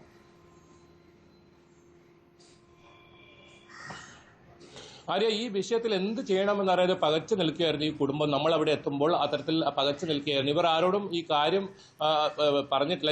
ഈ വാർത്ത ഇപ്പോഴാണ് ന്യൂസ് 18 ഈ വാർത്ത ഇത്തരത്തിൽ ആദ്യം പുറത്തു കൊണ്ടുവരുന്നത്. ഏതായാലും ഇനി വരും മണിക്കൂറുകളിൽ ഇതിൽ ജനപ്രതിനിധികൾ ഇടപെടുമെന്ന് തന്നെയാണ് നമ്മൾ മനസ്സിലാക്കുന്നത്. എം രാജഗോപാലൻ MLA മണ്ഡലമാണ്. അദ്ദേഹം CPM ജില്ലാ സെക്രട്ടറി കൂടിയാണ്. അതുകൊണ്ട് തന്നെ അദ്ദേഹത്തിന്റെ ഒരു ഇടപെടൽ ഇതിൽ ഉണ്ടാകുമെന്ന് പ്രതീക്ഷിക്കുന്നു. അത്തരം അധികൃതരുടെ മുന്നിലൊന്നും ഈ വിഷയം എത്തിയിട്ടില്ല. ഒരു നിർധനരായ ഒരു കുടുംബമാണ്. അവർക്ക് എന്ത് ചെയ്യണമെന്നറിയാതെ ഒരു പകച്ചു നിൽക്കുന്ന ഒരു സാഹചര്യമാണ്. വീട്ടിൽ നിന്നും കഴിഞ്ഞ ഇന്നലെയാണ് അവരെ ബാങ്ക് അധികൃതരെത്തി ഭീഷണിപ്പെടുത്തിയത്. ഈ പരിസരത്ത് തന്നെ നിൽക്കാൻ സാധിക്കില്ല, വരാന്തയിലോ അതല്ല ഈ ഷെഡ് കെട്ടിയോ ഈ സ്ഥലത്തിനകത്ത് നിൽക്കാൻ സാധിക്കില്ല എന്ന് ബാങ്ക് അധികൃതർ വ്യക്തമായിട്ടുണ്ട്. ഏതായാലും ഇനിയും സമയമുണ്ട്. സുമനസ്സുകൾ സഹായിക്കുമെന്ന്, അതല്ലെങ്കിൽ അധികൃതരുടെ ഭാഗത്തുനിന്നൊരു സഹായം ഉണ്ടാവുമെന്നൊരു പ്രതീക്ഷ നമ്മൾ പോയപ്പോൾ പങ്കുവെച്ചു. അതുകൊണ്ട് തന്നെ അവർ ആ പ്രതീക്ഷയിൽ തന്നെ കഴിയുകയാണ്. ഇനി 10 ലക്ഷം രൂപയാണ് ഇവർക്ക് തിരിച്ചടവായുള്ളത്. അത് ബാങ്ക് ഇടപെട്ടാൽ ഒരുപക്ഷെ അത് കുറച്ച് ഒരു ചെറിയ തുകയായി കുറച്ച് ഇവരുടെ ബാധ്യതകൾ തീർത്ത് ഇവർക്ക് വീടും സ്ഥലവും തിരിച്ച് നൽകാൻ ഇടയാക്കാൻ സാധിച്ചേക്കാം. എന്തായാലും നിലവിൽ ഇവരുടെ അവസ്ഥ പരിതാപകരമാണ്. ഇവർക്ക് എങ്ങോട്ട് പോകണമെന്നറിയാതെ ഇപ്പോൾ നിൽക്കുന്ന ഒരു സാഹചര്യമാണ്. 2 വർഷമായി വീട് ജപ്തി ചെയ്തിട്ട് എന്നതാണ് അതിൽ ഏറ്റവും പ്രധാനം. ഇവർക്ക് എന്ത് ചെയ്യണം അല്ലെങ്കിൽ ആരോടും ഇത് പങ്കുവെക്കണമെന്നും അറിയാത്ത അവസ്ഥ. ഇവരെ സഹായിക്കാൻ ആരും ഇതുവരെ എത്തിയിട്ടില്ല, അതാണ് വാസ്തവം. ഏതായാലും നമ്മൾ അവിടെ എത്തുമ്പോൾ വളരെ ദയനീയ ഒരു അവസ്ഥയാണ്. കഴിഞ്ഞ ദിവസമാണ് ബാങ്ക് അധികൃതർ എത്തിയെന്നാണ് നമ്മോട് അവർ വ്യക്തമാക്കിയിട്ടുള്ളത്. എന്നാലും ഈ വിഷയത്തിൽ MLA ഉൾപ്പെടെ അല്ലെങ്കിൽ MP രാജ്മോഹൻ ഉണ്ണിത്താൻ ഉൾപ്പെടെയുള്ളവർ ഇടപെടുമെന്ന് തന്നെയാണ് പ്രതീക്ഷിക്കുന്നത്. വരും മണിക്കൂറുകളിൽ ഇവർക്ക് ആശ്വാസമായ ഒരു തീരുമാനം ബാങ്കിന്റെ ഭാഗത്തുനിന്നും അതുപോലെ തന്നെ അധികൃതരുടെ ഭാഗത്തുനിന്നും ഒക്കെ ഉണ്ടാകുമെന്ന് പ്രതീക്ഷിക്കുന്നു. KV ബൈജുവാണ് വിശദാംശങ്ങൾ നൽകിയത്. ഇപ്പോൾ VS അച്യുതാനന്ദനെ സന്ദർശിക്കാൻ ആശുപത്രിയിലേക്ക് എത്തിയിരിക്കുകയാണ്. KC വേണുഗോപാലും മറ്റ് കോൺഗ്രസ് നേതാക്കളും. അതിന്റെ തത്സമയ ദൃശ്യങ്ങളാണ് പ്രേക്ഷകർ കാണുന്നത്. തിരുവനന്തപുരത്തെ SUT ആശുപത്രിയിലാണ് VS ഇപ്പോൾ ചികിത്സയിലുള്ളത്. അദ്ദേഹത്തെ സന്ദർശിക്കുവാൻ വേണ്ടിയിട്ടാണ് KC വേണുഗോപാലും സംഘവും അവിടേക്ക് ഇപ്പോൾ എത്തിയിട്ടുള്ളത്. നമുക്ക് മറ്റു വാർത്തകൾ കൂടി പരിശോധിക്കാം. CPM സംസ്ഥാന സമിതി യോഗം ഇന്ന് അവസാനിക്കും. തദ്ദേശ തെരഞ്ഞെടുപ്പ് ഒരുക്കങ്ങളാകും ഇന്നത്തെ പ്രധാന അജണ്ട. നിലമ്പൂർ തെരഞ്ഞെടുപ്പ് പരാജയത്തിന്റെ അവലോകനവുമായി ബന്ധപ്പെട്ട ചർച്ചയിൽ സംസ്ഥാന സെക്രട്ടറിക്കെതിരെയും രൂക്ഷ വിമർശനം ഉയർന്നു. പാർട്ടി വോട്ടുകൾ PV അൻവർ ചോർത്തിയെന്നും അഭിപ്രായമുണ്ടായി. ചർച്ചകൾക്ക് ഇന്ന് സംസ്ഥാന സെക്രട്ടറി മറുപടി പറയും. നിലമ്പൂർ ഉപതെരഞ്ഞെടുപ്പ് വിജയത്തിന്റെ ക്രെഡിറ്റിനെ ചൊല്ലി കോൺഗ്രസ് നേതൃത്വത്തിനിടയിൽ നിലനിൽക്കുന്ന തർക്കങ്ങളിൽ അതൃപ്തി അറിയിച്ച ഹൈക്കമാൻഡ് തദ്ദേശ നിയമസഭാ തെരഞ്ഞെടുപ്പുകളുടെ മുന്നൊരുക്കങ്ങളെ അനാവശ്യ തർക്കങ്ങൾ പ്രതികൂലമായി ബാധിക്കുമെന്ന വിലയിരുത്തലിൽ ദേശീയ നേതൃത്വം. രാഷ്ട്രീയകാര്യ സമിതി യോഗത്തിന് മുന്നോടിയായാണ് VD സതീശൻ, രമേശ് ചെന്നിത്തല, സണ്ണി ജോസഫ് തുടങ്ങിയവരുമായി KPCC ആസ്ഥാനത്ത് AICC general secretary Deepa Das Munshi ചർച്ച നടത്തിയത്. ഡാൻ കുര്യൻ കൂടുതൽ വിവരങ്ങളുമായി ചേരുകയാണ്. ഡാൻ, ഈ നേതാക്കൾക്ക് ഇടയിലെ ക്രെഡിറ്റിനെ ചൊല്ലിയുള്ള തമ്മിൽ തർക്കം അത് കഴിഞ്ഞ 2 ദിവസമായി നമ്മൾ കാണുന്നതാണ്. അതിൽ വലിയ അതൃപ്തി ഹൈക്കമാൻഡ് രേഖപ്പെടുത്തുന്നുണ്ടല്ലേ? തീർച്ചയായിട്ടും. അതായത് നിയമസഭാ തെരഞ്ഞെടുപ്പിന് വേണ്ടി പാർട്ടി ഒരുങ്ങേണ്ട ഒരു സമയമാണ്. തദ്ദേശ തെരഞ്ഞെടുപ്പ് മുമ്പിൽ നിൽക്കുന്നു. അതിനിടയിൽ അനാവശ്യമായ തർക്കങ്ങളിലേക്ക് കടക്കുന്നത് പാർട്ടിയുടെ കെട്ടുറപ്പിനെയും തെരഞ്ഞെടുപ്പിന് വേണ്ടിയുള്ള പ്രവർത്തനങ്ങളെയും പ്രതികൂലമായി ബാധിക്കുമെന്ന വിലയിരുത്തലാണ് ദേശീയ നേതൃത്വത്തിന്റെ ഭാഗത്തു നിന്ന് ഇങ്ങനെയൊരു നിർദ്ദേശം എത്തുന്നത്. അതായത് കടുത്ത അതൃപ്തിയാണ് ഹൈക്കമാൻഡ് രേഖപ്പെടുത്തുന്നത്. അനാവശ്യമായ തർക്കങ്ങൾ വിജയത്തിന്റെ ക്രെഡിറ്റിനെ ചൊല്ലി പാർട്ടിക്കുള്ളിൽ ഉടലെടുക്കുന്നത് പ്രവർത്തകർക്കിടയിൽ ആത്മവീര്യം കെടുന്ന തരത്തിലേക്ക് കാര്യങ്ങൾ എത്തും. അത് ഉണ്ടാകാൻ പാടില്ല എന്ന കർശനമായ താക്കീതാണ് ഹൈക്കമാൻഡ് നൽകുന്നത്. അതിന് മുന്നോടിയായാണ് കേരളത്തിന്റെ ചുമതലയുള്ള AICC general secretary Deepa Das Munshi മുതിർന്ന നേതാക്കളുമായി രമേശ് ചെന്നിത്തല, VD സതീശൻ, സണ്ണി ജോസഫ് ഉൾപ്പെടെയുള്ള നേതാക്കളുമായി ഇന്നലെ KPCC ആസ്ഥാനത്ത് കൂടിക്കാഴ്ച നടത്തിയെന്നാണ് വിവരം. അല്പസമയത്തിനകം രാഷ്ട്രീയകാര്യ സമിതി യോഗം ആരംഭിക്കും. രാഷ്ട്രീയകാര്യ സമിതിയിലും ഈ തെരഞ്ഞെടുപ്പ് ഫലത്തിന്റെ ക്രെഡിറ്റിനെ ചൊല്ലിയുണ്ടായ അനാവശ്യ തർക്കങ്ങൾ സംബന്ധിച്ച ചർച്ചകൾക്ക് വഴിവെക്കുമെന്നാണ് സൂചന. തീർച്ചയായും ഡാൻ കുര്യനാണ് വിശദാംശങ്ങൾ പങ്കുവച്ചത്. നിലമ്പൂർ MLA ആയ ആര്യാടൻ ഷൗക്കത്ത് ഇന്ന് സത്യപ്രതിജ്ഞ ചെയ്യും. നിയമസഭയിലെ ശങ്കരനാരായണൻ തമ്പി ഹാളിൽ വൈകുന്നേരം 3:30 സത്യപ്രതിജ്ഞ. സ്പീക്കർ AN ഷംസീർ പ്രതിജ്ഞ ചൊല്ലിക്കൊടുക്കും. 11,077 വോട്ടിന്റെ വൻ ഭൂരിപക്ഷത്തിലാണ് UDF സ്ഥാനാർത്ഥി ആര്യാടൻ ഷൗക്കത്ത് വിജയിച്ചത്. കേരള കോൺഗ്രസ് M സംസ്ഥാന സെക്രട്ടേറിയറ്റ് യോഗം ഇന്ന് കോട്ടയത്ത് ചേരും. നിലമ്പൂർ തെരഞ്ഞെടുപ്പ് പരാജയം ഉൾപ്പെടെ യോഗത്തിൽ ചർച്ചയാകും. മലയോര മേഖലയിലെ പ്രശ്നങ്ങളും തദ്ദേശ തെരഞ്ഞെടുപ്പും ചർച്ചയാകും. മുന്നണി മാറ്റം ഇല്ല എന്ന നിലപാട് ജോസ് കെ മാണി കഴിഞ്ഞ ദിവസം പ്രഖ്യാപിച്ചിരുന്നു. ശ്രീജിത്ത് കൂടുതൽ വിവരങ്ങളുമായി ചേരുകയാണ് കോട്ടയത്ത് നിന്ന്. ശ്രീജിത്ത്, ഈ യോഗത്തിൽ പ്രധാന ചർച്ചാ വിഷയങ്ങളായി ഏതൊക്കെ വിഷയങ്ങളാണ് വരിക?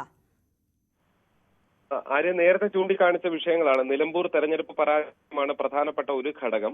പാർട്ടിയെ സംബന്ധിച്ച് തദ്ദേശ തെരഞ്ഞെടുപ്പിന് ഒരുങ്ങുക, അതിനുള്ള പ്രവർത്തനങ്ങൾ നടത്തി വരുന്നുണ്ട്. ഒപ്പം തന്നെ മലയോര മേഖലയിലെ പ്രശ്നങ്ങൾ കഴിഞ്ഞ കുറെ കാലമായി കേരള കോൺഗ്രസ് M ഉയർത്തി വരുന്നു.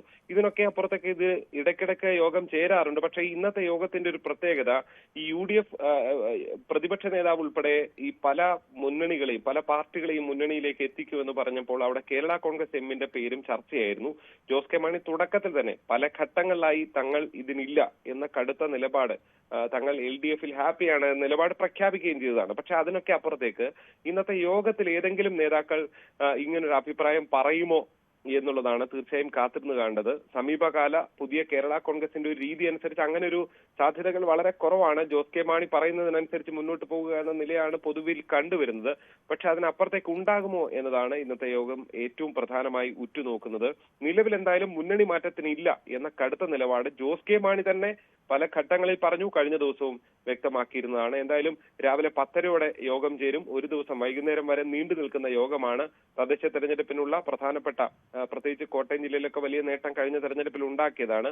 അത് തുടരാൻ വേണ്ടിയുള്ള ശ്രമങ്ങളാണ് കേരള കോൺഗ്രസ് M നടത്തുന്നത്. ശരി, ശ്രീജിത്താണ് വിശദാംശങ്ങൾ പങ്കുവച്ചത്. മുസ്ലിം ലീഗ് സംസ്ഥാന കമ്മിറ്റി യോഗവും ഇന്ന് ചേരുന്നുണ്ട്. മലപ്പുറത്തെ ലീഗ് ആസ്ഥാനത്ത് ഉച്ചയ്ക്ക് ശേഷമാണ് യോഗം. MLA-മാർ, സംസ്ഥാന സമിതി നേതാക്കൾ തുടങ്ങിയവർ യോഗത്തിൽ പങ്കെടുക്കും. നിലമ്പൂർ ഉപതെരഞ്ഞെടുപ്പ് വിജയത്തിന് ശേഷമുള്ള രാഷ്ട്രീയ സാഹചര്യങ്ങൾ യോഗം വിലയിരുത്തും. CV അനുമോദ് കൂടുതൽ വിവരങ്ങളുമായി ചേരുകയാണ്. അനുമോദ്, യോഗത്തിലെ ചർച്ചകൾ അതെങ്ങനെ പുരോഗമിക്കും? ഏറ്റവും പ്രധാനപ്പെട്ടത് നിലമ്പൂർ ഉപതെരഞ്ഞെടുപ്പിന് ശേഷമുള്ള രാഷ്ട്രീയ സാഹചര്യങ്ങൾ തന്നെയാണ്. PV അൻവറിന്റെ വിഷയത്തിൽ നിലവിൽ തന്നെ കോൺഗ്രസിനും ലീഗിനും രണ്ട് അഭിപ്രായമാണ് ഉള്ളതെന്ന് ഇതിനോടകം തന്നെ വ്യക്തമായിട്ടുണ്ട്. ലീഗ് നേതാക്കളൊക്കെ സാഹചര്യങ്ങൾ മനസ്സിലാക്കി വേണം തീരുമാനമെടുക്കാനെന്നും അൻവർ വോട്ട് നേടിയത് കണക്കിലെടുക്കണമെന്നും പരസ്യമായിട്ടും രഹസ്യമായിട്ടും ഒക്കെ അഭിപ്രായപ്പെട്ടിട്ടുണ്ട്. സ്വാഭാവികമായിട്ടും കോൺഗ്രസിന്റെ നിലപാട് ഇതൊന്ന് വ്യത്യസ്തമാണ്.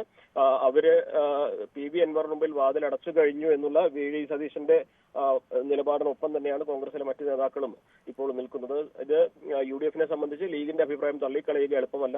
പക്ഷെ അതിന് മുന്നോടിയായിട്ട് ലീഗിൽ ഒരു ഏകാഭിപ്രായം ഇക്കാര്യത്തിൽ രൂപീകരിക്കേണ്ടതുണ്ട്. ഇക്കാര്യം യോഗത്തിൽ ചർച്ചയാകും. അതോടൊപ്പം തന്നെ തദ്ദേശ ഭരണ തെരഞ്ഞെടുപ്പിലേക്കുള്ള മുന്നൊരുക്കങ്ങളും ഈ യോഗത്തിൽ ചർച്ച ചെയ്യും. PV അൻവറിന്റെ വിഷയത്തിൽ ലീഗ് അജണ്ടയായിട്ട് ഇത് ചർച്ച ചെയ്യുമെന്ന് പറയാനാകില്ലെങ്കിൽ പോലും നിലമ്പൂർ ഉപതെരഞ്ഞെടുപ്പിന്റെ പശ്ചാത്തലത്തിൽ അതിന്റെ ഫലത്തിന്റെ പശ്ചാത്തലത്തിലുള്ള രാഷ്ട്രീയ സാഹചര്യങ്ങൾ ഈ യോഗം മുഖ്യമായിട്ടും വിലയിരുത്തുക തന്നെ ചെയ്യും. അതിനുശേഷമായിരിക്കും ഒരുപക്ഷെ UDF-ൽ ഇക്കാര്യത്തിൽ ലീഗിന്റെ അഭിപ്രായം അവർ രേഖപ്പെടുത്തുക. ശരി, CV അൻമോദാണ് വിശദാംശങ്ങൾ പങ്കുവച്ചത്.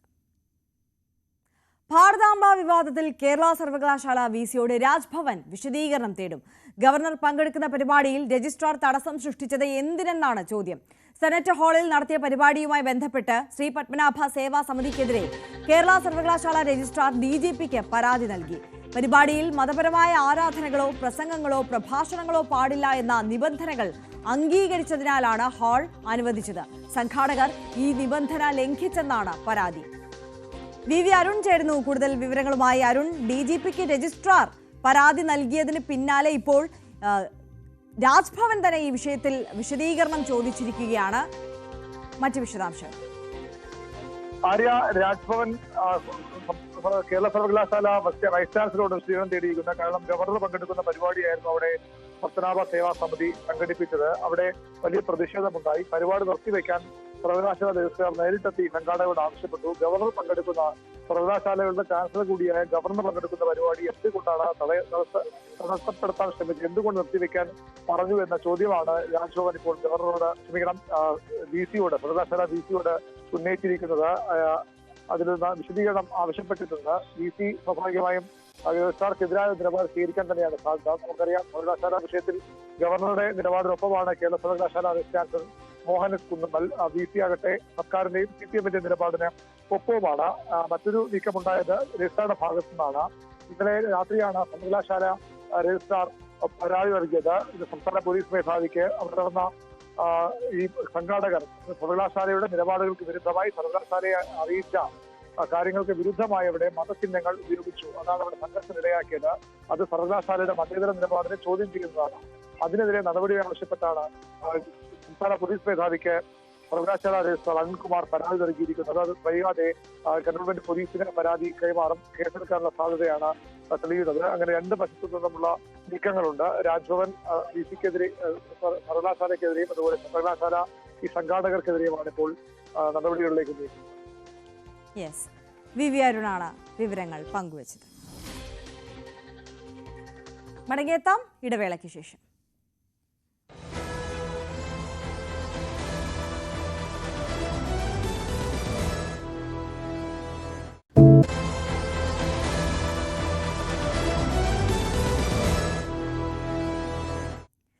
ഇപ്പോൾ VS-നെ സന്ദർശിച്ച ശേഷം KC വേണുഗോപാൽ മാധ്യമങ്ങളെ കാണുകയാണ്. തീർച്ചയായിട്ടും കേരളമൊട്ടാകെ ആശങ്കയോടെ നോക്കിക്കാണുന്നതാണ് VS-ന്റെ ആരോഗ്യസ്ഥിതി. അദ്ദേഹം സുഖം പ്രാപിക്കുമെന്നുള്ള പൂർണ്ണമായ വിശ്വാസത്തിൽ തന്നെയാണ് നമ്മളെല്ലാവരും. ഓക്കെ. SUT ആശുപത്രിയിലെത്തി VS-നെ സന്ദർശിച്ച ശേഷം മാധ്യമങ്ങളോട് പ്രതികരിക്കുകയായിരുന്നു KC വേണുഗോപാൽ.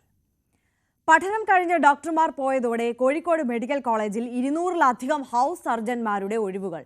പുതിയ ബാച്ചുകൾ 2 മാസത്തിന് ശേഷം എത്തുകയുള്ളൂ. നിലവിൽ PG ഡോക്ടർമാരാണ് ഇപ്പോൾ അമിത ഭാരം ചുമക്കുന്നത്. ഇതോടെ വരും ദിവസങ്ങളിൽ കടുത്ത പ്രതിസന്ധി ഉണ്ടാകും. സംസ്ഥാനത്ത് ഏറ്റവും അധികം രോഗികൾ എത്തുന്ന മെഡിക്കൽ കോളേജുകളിലൊന്നായ കോഴിക്കോട് മെഡിക്കൽ കോളേജിൽ ഒരു വലിയ പ്രതിസന്ധിയിലൂടെ കടന്നുപോവുകയാണ്. ഇവിടെ മാത്രമല്ല മറ്റു പല മെഡിക്കൽ കോളേജിലും ഈ പ്രതിസന്ധി നിലനിൽക്കുകയും ചെയ്യുന്നു.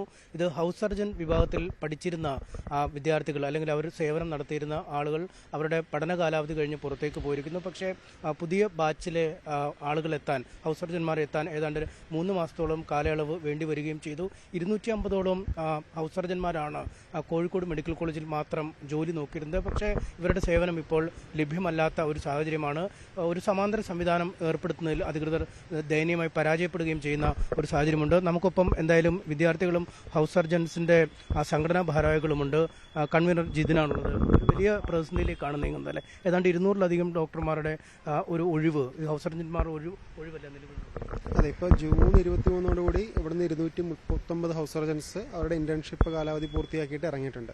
അപ്പോൾ ഇതിന് പകരമായിട്ട് മറ്റ് അടുത്ത ബാച്ച് ഹൗസ് സർജൻസ് ജോയിൻ ചെയ്യേണ്ടതിന് അവരുടെ എക്സാം പോലും ഇതുവരെ പൂർത്തിയായിട്ടില്ല. ഓഗസ്റ്റ് പകുതിയോടെയാണ് അവരുടെ എക്സാം പൂർത്തിയാവുക.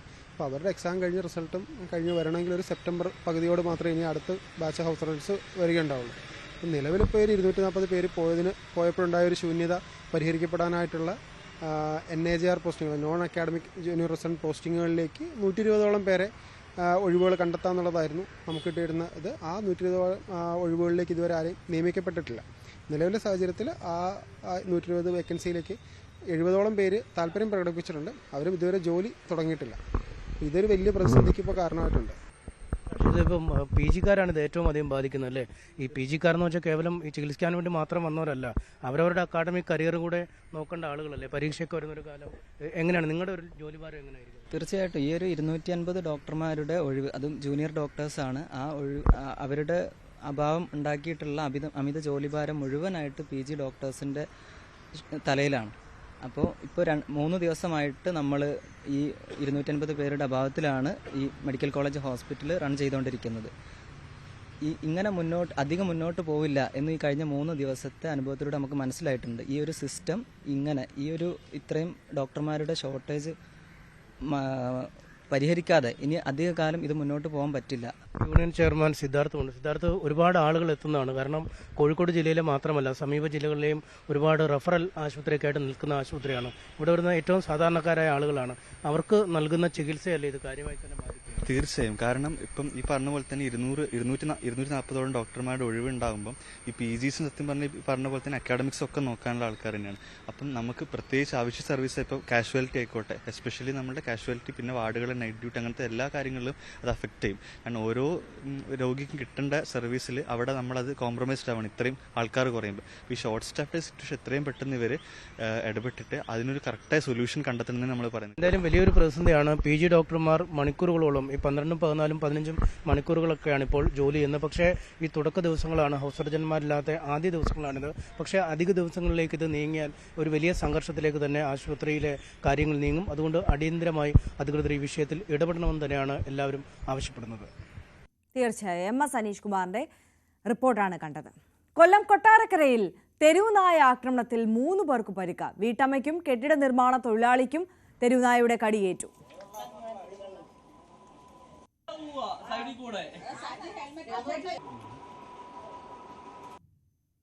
കടിക്കുമായിരുന്നു, ചാടി കടിക്കുമായിരുന്നു. നൈറ്റി എല്ലാം വലിച്ച് കീറി വെച്ച് കടിക്കുമായിരുന്നു. അങ്ങനെ മുറ്റത്ത് വേറെ ഒരാൾ നിന്ന് ഹെൽമെറ്റ് വെച്ച് അടിച്ചണക്കെ ഒന്നും പോയില്ല. പിന്നെ ഒത്തിരി അടിച്ചണക്കെ അത് പിന്നെ പോയത്. അത് അങ്ങോട്ട് താഴോട്ട് ഓടിപ്പോയി ചന്തമുക്കി ചെന്ന് 5-6 പേരെ കടിച്ച്.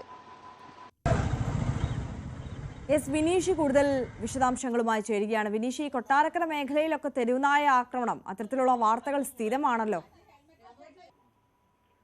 തീർച്ചയായും ഇന്ന് രാവിലെയാണ് ഇത്തരത്തിലൊരു ആക്രമണം ഉണ്ടായത്. കൊട്ടാരക്കരയിൽ തെരുവുനായ ശല്യം രൂക്ഷമാകുന്ന ഒരു സാഹചര്യമാണ് ഉള്ളത്. ഇപ്പൊ നമ്മൾ ദൃശ്യങ്ങൾ കണ്ട വീട്ടമ്മ പുലർച്ചെ പാല് വാങ്ങാനായി വീടിന് സമീപത്തേക്ക് എത്തിയപ്പോഴാണ് തെരുവുനായയുടെ ആക്രമണം ഏറ്റത്. ഇവരുടെ കാലിൽ കടിയേൽക്കുകയും ചെയ്തു. ഉടൻ തന്നെ നാട്ടുകാർ ഇടപെട്ടാണ് കൊട്ടാരക്കര താലൂക്ക് ആശുപത്രിയിൽ പ്രവേശിപ്പിക്കുകയും ചികിത്സ ലഭ്യമാവുകയൊക്കെ ചെയ്തത്. പക്ഷേ ഈ പരിഭ്രാന്തി പടർത്തിയാണ് അവിടെ നിന്ന് തെരുവുനായ ഓടിയത്. ഗണപതി ക്ഷേത്ര പരിസരത്തേക്ക് വരികയും അവിടെ പരിഭ്രാന്തി പരത്തുക. അങ്ങനെ അവിടെ ഒരു കൊടിമരത്തിന്റെ ചുവട്ടിൽ പ്രാർത്ഥിച്ചു നിന്ന ഒരു ഭക്തനെ കടിക്കുന്ന സാഹചര്യം ഉണ്ടായി. പള്ളിക്കൽ സ്വദേശിയായ പ്രകാശ് എന്ന ഒരു ഭക്തനെയാണ് തെരുവുനായ കടിച്ചത്. തുടർന്ന് അവിടെ നിന്നും തെരുവുനായ ചന്തമുക്കിൽ എത്തുകയും ഒരു കെട്ടിട നിർമ്മാണ തൊഴിലാളിയെ കടിക്കുകയും ചെയ്തു. സലീം എന്നാണ് അയാളുടെ പേര്. ഇവരെല്ലാം തന്നെ കൊട്ടാരക്കര താലൂക്ക് ആശുപത്രിയിൽ ചികിത്സ തേടിയിട്ടുണ്ടെങ്കിലും ഇത്തരത്തിലുള്ള സംഭവങ്ങൾ വീണ്ടും ആവർത്തിക്കപ്പെടുന്നു എന്നുള്ളതാണ്. കഴിഞ്ഞ ആഴ്ചയാണ് സമാനമായ രീതിയിൽ തെരുവുനായ ആക്രമണം ഉണ്ടായി. വിദ്യാർത്ഥികൾക്കടക്കം തെരുവുനായയുടെ കടിയേൽക്കുകയും ചെയ്തത്. അതുപോലെ തന്നെ ഇന്ന് 3 പേർക്കാണ് കടിയേറ്റത്. ഈ പട്ടി വീണ്ടും പരിഭ്രാന്തി സൃഷ്ടിച്ചുകൊണ്ട് തന്നെ പുലമൺ ഭാഗത്തേക്കാണ് പോയത്. ഇനിയിപ്പോൾ വളർത്തുനായകൾക്ക് അയാളെ കടിച്ചിട്ടുണ്ടോ, വീട്ടിലെ വളർത്തുനായകളെ അതുപോലെ തന്നെ വളർത്തുമൃഗങ്ങളെ കടിച്ചിട്ടുണ്ടോ എന്നുള്ളതെല്ലാം ഇനി അറിയേണ്ടതായിട്ടുണ്ട്. കാരണം ഇത്തരത്തിലുള്ള സംഭവങ്ങൾ ആർത്തിക്കപ്പെടുന്നു. നമ്മളിപ്പോൾ നഗരസഭ മുൻ ചെയർമാൻ തന്നെ നമ്മളോട് അല്പസമയത്തിന് മുന്നേ പറഞ്ഞത് ഇന്ന് കൗൺസിൽ യോഗം കൂടുന്നുണ്ട്, ഇതിനുവേണ്ടി ഒരു പരിഹാരം എന്നോണം ചർച്ച ചെയ്യും, തീരുമാനത്തിലേക്ക് എത്തും, ABC പ്രവർത്തനങ്ങളടക്കം നടത്താനുള്ള മുൻകരുതൽ തുടർ നടപടികൾ ഉണ്ടാകും എന്നൊക്കെയാണ് നമുക്കിപ്പോൾ ഉറപ്പ് നൽകിയിരിക്കുന്നത്. എന്തായാലും ഇത്തരത്തിലുള്ള സംഭവങ്ങൾ വീണ്ടും കൊട്ടാരക്കരയിൽ ആവർത്തിക്കപ്പെടുന്നുണ്ട്. ശരി, എസ് വിനീഷാണ് വിശദാംശങ്ങൾ നൽകിയത്. എറണാകുളം അങ്കമാലി അതിരൂപതയിലെ കുർബാന തർക്കത്തിൽ മേജർ ആർച്ച് ബിഷപ്പ് സർക്കുലർ പുറത്തിറക്കി. ജൂലൈ 3 മുതൽ നിർദ്ദേശങ്ങൾ പ്രാബല്യത്തിൽ വരും. സർക്കുലർ അംഗീകരിക്കുന്നതായി അൽമായ മുന്നേറ്റ സമിതി പ്രതികരിച്ചു. ഇന്ത്യയുമായി വ്യാപാര കരാർ ഉടൻ ഉണ്ടാകുമെന്ന് വ്യക്തമാക്കി അമേരിക്കൻ പ്രസിഡന്റ് ഡൊണാൾഡ് ട്രംപ്. ഇന്ത്യയുമായി വലിയ ഒരു കരാറിൽ ഏർപ്പെടുമെന്ന സൂചനയാണ് ട്രംപ് നൽകിയത്. ചൈനയുമായുള്ള വ്യാപാര കരാർ ഒപ്പിട്ടുവെന്നും അദ്ദേഹം അറിയിച്ചു. ബിഗ് ബ്യൂട്ടിഫുൾ ബിൽ പരിപാടിയിൽ സംസാരിക്കവെയാണ് ട്രംപ് ഇക്കാര്യം പറഞ്ഞത്. വ്യാപാര കരാറുമായി ബന്ധപ്പെട്ടുള്ള ചർച്ചകൾ US-ഉം ഇന്ത്യയും തമ്മിൽ പുരോഗമിക്കുന്നതിനിടെയാണ് ട്രംപിന്റെ പ്രതികരണം. ഇറാന്റെ ആണവ നിലയങ്ങൾ ആക്രമിച്ചതിലൂടെ അമേരിക്കയ്ക്ക് ഒന്നും നേടാനായില്ലെന്ന് ഇറാന്റെ പരമോന്നത നേതാവ് ആയത്തുള്ള അലി ഖമനേയി. അമേരിക്ക ഇനി ആക്രമിച്ചാലും ശക്തമായ തിരിച്ചടി നേരിടേണ്ടി വരുമെന്നാണ് മുന്നറിയിപ്പ്. വെടിനിർത്തലിന് ശേഷം ആദ്യമായി ടെലിവിഷനിലൂടെയുള്ള അഭിസംബോധനയിലാണ് ഖമനേയിയുടെ വാക്കുകൾ. ഇറാനുമേലുള്ള ജയം സമാധാന കരാറുകൾക്കുള്ള പുതിയ അവസരമെന്നാണ് ഇസ്രായേൽ പ്രധാനമന്ത്രി ബെഞ്ചമിൻ നെതന്യാഹുവിന്റെ പ്രതികരണം. ഇറാനിൽ നടത്തിയ ആക്രമണങ്ങളുടെ വിശദാംശങ്ങൾ ട്രംപ് ഭരണകൂടം US സെനറ്റിന് മുമ്പാകെ വിശദീകരിച്ചു. നമ്മൾ 9 മണി വാർത്തകളുടെ സമയം ഇവിടെ അവസാനിക്കുകയാണ്. എല്ലാ പ്രേക്ഷകർക്കും ഒരിക്കൽ കൂടി ഒരു നല്ല ദിവസം ആശംസിക്കുന്നു. കൂടുതൽ വാർത്തകളും വിശകലനങ്ങളും ഒക്കെ ഇനി ന്യൂസ് ട്രെൻഡ്സിൽ കാണാം.